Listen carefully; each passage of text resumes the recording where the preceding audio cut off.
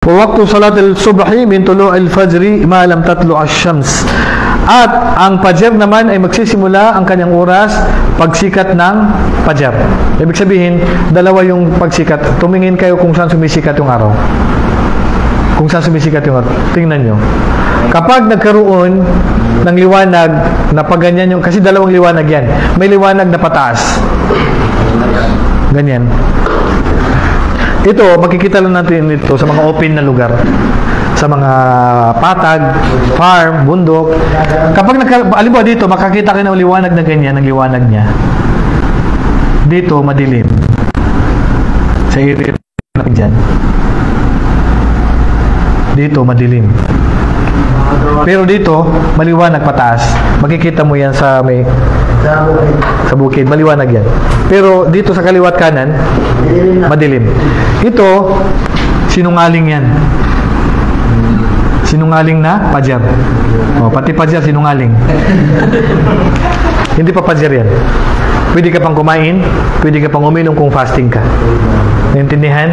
Ang tawag nila dito ay Al-Fajr Al-Kadib.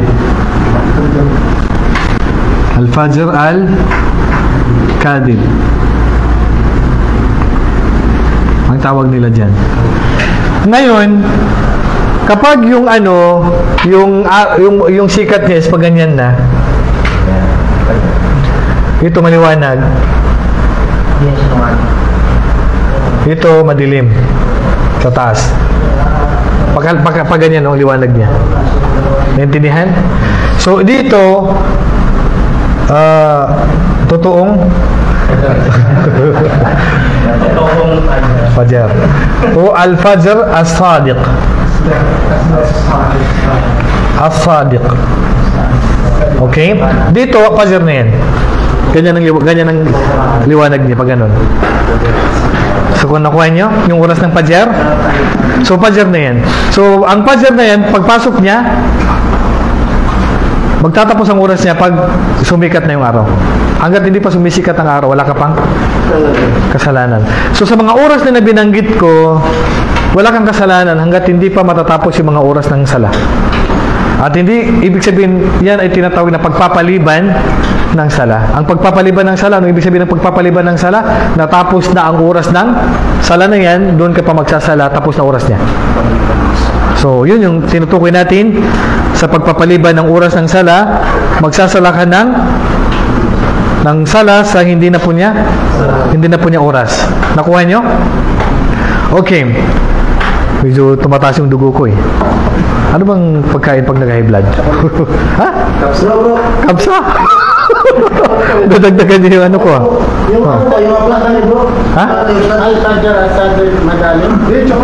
Totoong Fajr o Al-Fajr As-Sadiq. Madalim yan? Hindi malalim. Al-Fajr? Ano mo yung yan? Pwede? Akin na. Ako na maglagay. Sa ano? Baba dugo ko dito. Inumin o? Mas effective yan. Pagkatulog mo ha. Pagtigulang yan. Pagtigulang man eh.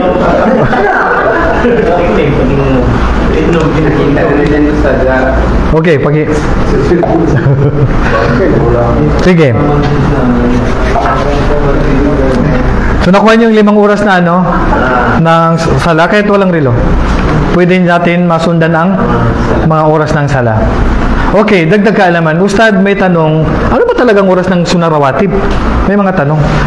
Anong oras ang Sunan Arawatib? Ang Sunan Arawatib may koneksyon sa lahat ng 5 obligadong sala.